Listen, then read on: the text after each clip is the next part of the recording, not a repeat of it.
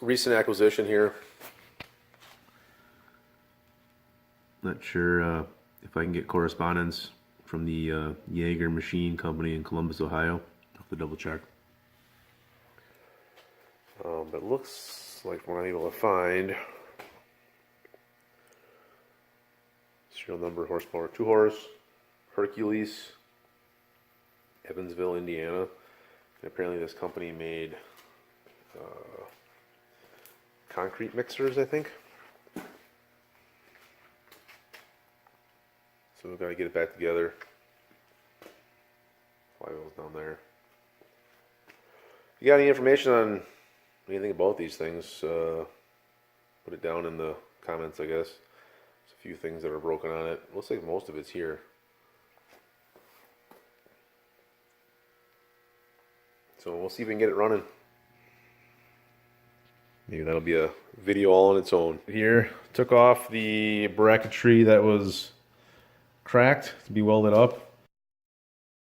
Then we went through and there seems to be, the wrist pin was loose. It wasn't bolted in there. So you see there's a groove in there. See that groove along the side? Both sides have it. The wrist pin wasn't locked in one spot. You see one side's better than the other.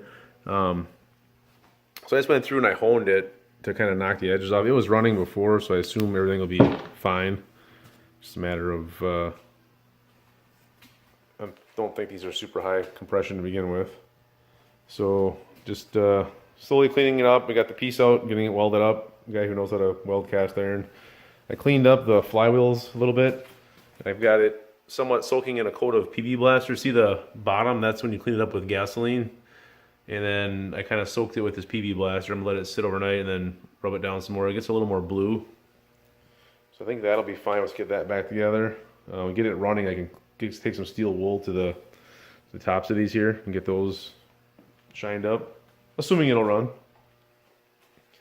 And then I've got a handful of components, and this is, as I said, this is that wrist pin. You can see it was hitting on both sides. And there's actually a set screw. Let me get in the light here. Set screw down in there.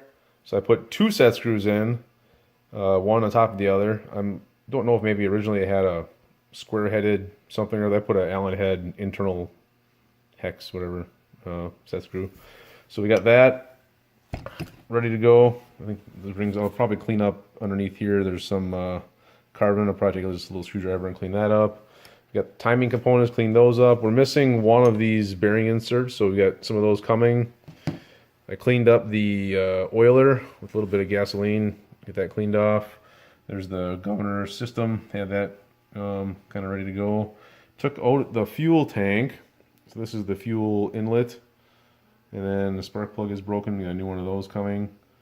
These little brackets here are kind of neat. These are what hold the fuel tank. There's just wires underneath there that hold.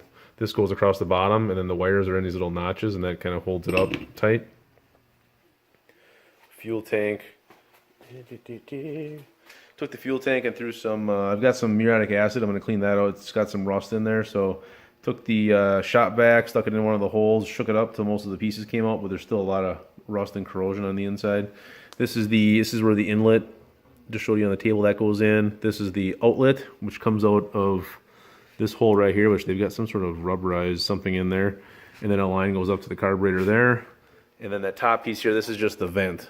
So I'm not sure how much of the other stuff we're gonna have to. I'll probably clean this up on the inside next time I get a few minutes. I had this cover off. The mag looks like there's pieces in there. Nothing looks broken. So anyway, that's just kind of a quick update where I'm at. Cleaned a little bit of the blue up.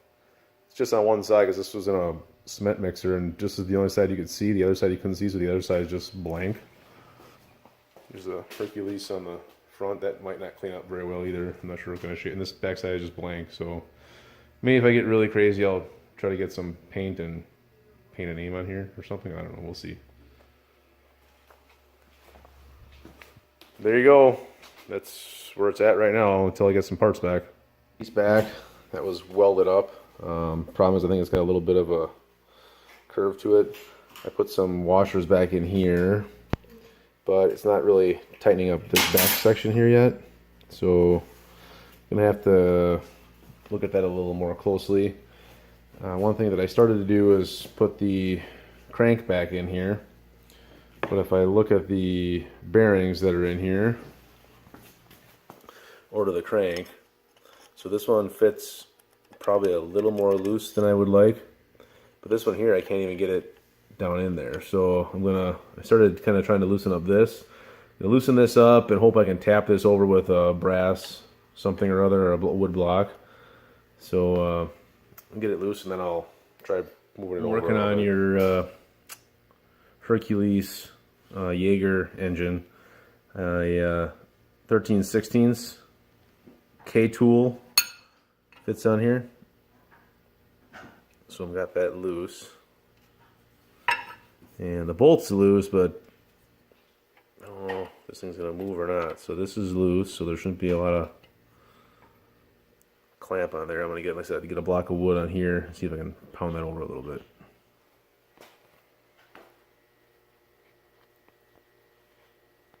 Problem on this brand new engine we got here. So here's the old bearings. We're missing one bearing cap. So picked up some new ones here. They have the little locator pin on the bottom there. I have to file that down to fit in the hole properly. But if you look, they're missing the oil grooves or the grease grooves. So I just kind of lined them up, and then I just drew in. I'll be lucky if I can get that close with the grinder to get, make the grooves in there. So it looks like this is one that's it's been grooved. I don't need the hole. I believe that hole on the top side is where the grease comes in. So as long as I kind of plan to reuse two of these original ones on top, and then use these new ones on the bottom because all the pins are broken off the original ones. So I just took this thing out of the box. Had this here, so we're gonna try to use a Dremel. Never used a Dremel before. Got a air. The other options I have are these die grinder things, but they have really big ends on them, so probably not going to be able to use that. So we're going to try to. It's been sitting around for a while. Let's see what we have here for. Get this open up.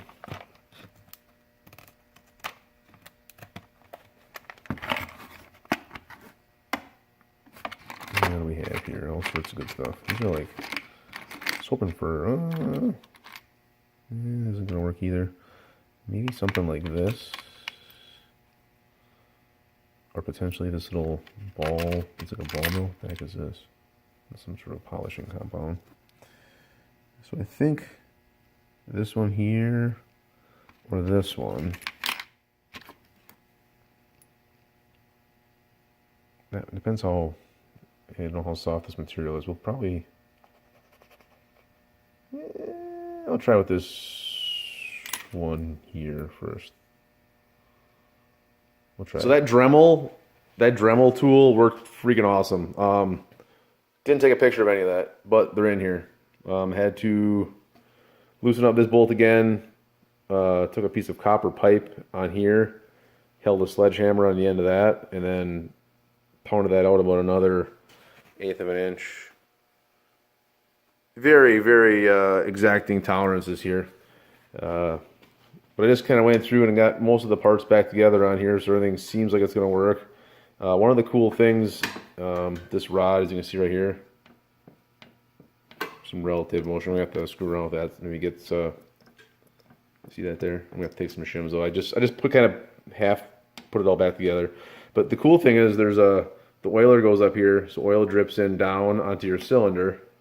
And there's a groove in the rod, so the oil actually, when you get the piston ahead, it drops into this groove, and then it rolls back. And there's a flashlight here, quick.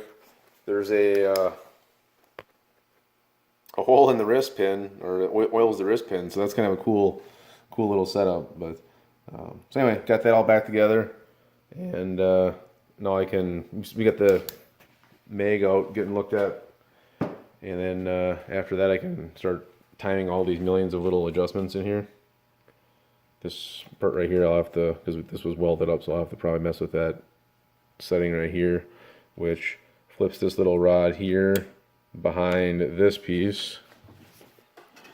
Move this here, and then when you get it, if it's going too fast, it'll push the governor pins out. So these arms will spring out. It'll push that rod, which teeter-totters on this pin, and then it flips this in. And then when you're continuing to run, it comes back, and now it kind of hooks on there. So now there's no pressure on it now. So now it's going to miss this, the firing, and the exhaust is actually open right now. So now it should be freewheeling because there's it's not going to be pushing against the cylinder. So it's going to go until the cam hits it again and bumps it out. There. So now the cam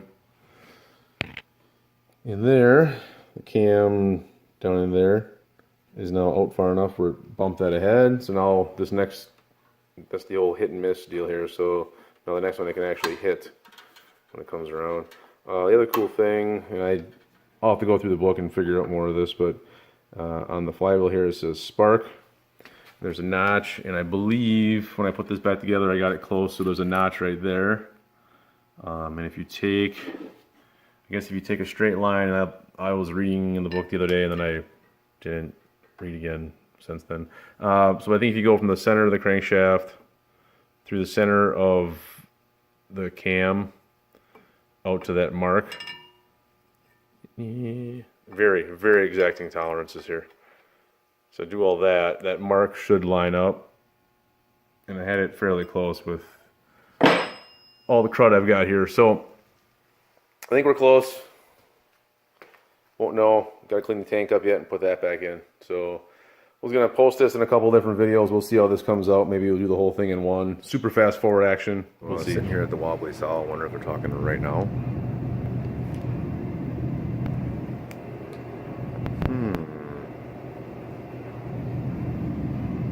Just trying to follow the sign.